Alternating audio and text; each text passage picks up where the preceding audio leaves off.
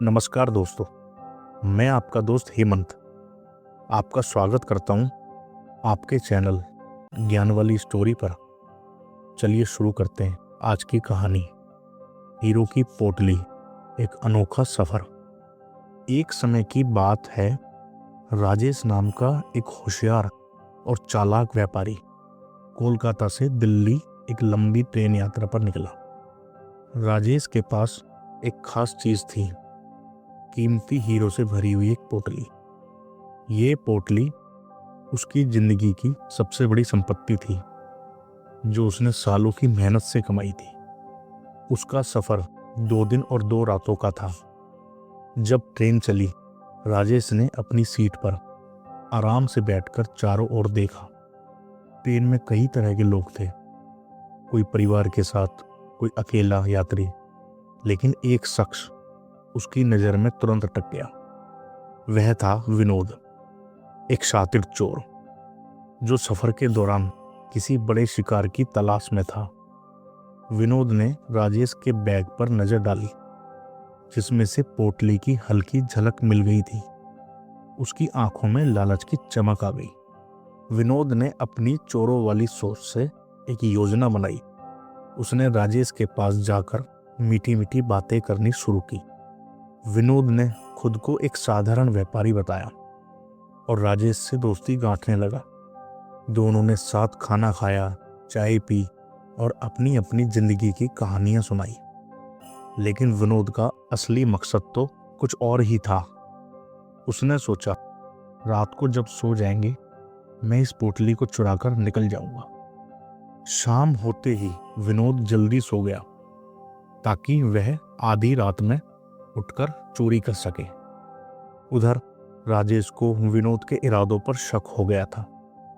राजेश समझ गया कि विनोद उसके हीरो पर नजर गड़ाए हुए है। जब रात हुई और पूरी ट्रेन सो गई, तो राजेश ने चालाकी से अपनी हीरो की पोटली अपने बैग से निकालकर विनोद के बैग में डाल दी। फिर वह आराम से सो गया। आधी रात को विनोद उठा। उसने इधर उधर देखा, सब गहरी नींद में थे। वह चुपके से राजेश के बैग को खींचकर जांचने लगा। उसने बैग के हर कोने को टटोला, लेकिन उसे कुछ नहीं मिला। विनोद परेशान हो गया।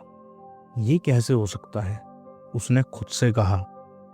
सुबह होने तक वह बैग को बार बार चेक करता रहा, लेकिन कुछ हाथ नहीं आया। थक कर वह सो गया। उधर सुबह राजेश उठा और चुपके से पोटली विनोद के बैग से निकालकर अपने बैग में वापस रख ली। दिन भर राजेश और विनोद ने फिर से बातचीत की। विनोद को यकीन था, उसने बैग चेक करने में कोई गलती की होगी। इस बार उसने सोच लिया कि रात में और ज्यादा सतर्क रहना होगा। शाम होते ही विनोद फिर जल्दी सो गया। उधर राजेश ने फिर से अपनी पोटली विनोद के बैग में डाल दी। रात को विनोद ने अपनी योजना दोहराई। उसने राजेश के बैग को खींचा, अच्छे से जांचा, लेकिन फिर भी उसे कुछ नहीं मिला। अब विनोद का दिमाग चकरा गया। वह सोचने लगा, क्या ये कोई जादू है? ये हीरे आखिर कहाँ हैं? अगले दिन सुबह ट्रेन अपने आखिरी स्टेशन पर पहुंचने वाली थी।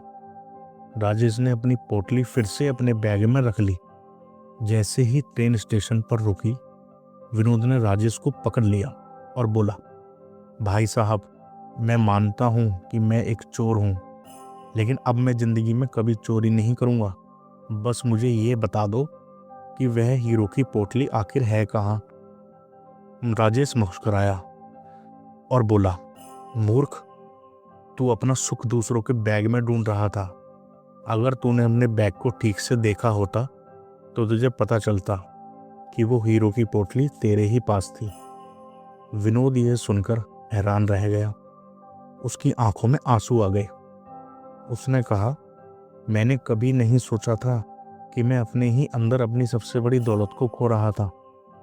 इस सफर के बाद विनोद ने चोरी करना छोड़ दिया और ईमानदारी का रास्ता अपना लिया।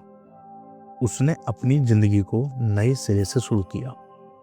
दोस्तों, ये कहानी हमें ये सिखाती है कि असली सुख और दौलत हमारे भीतर होता है।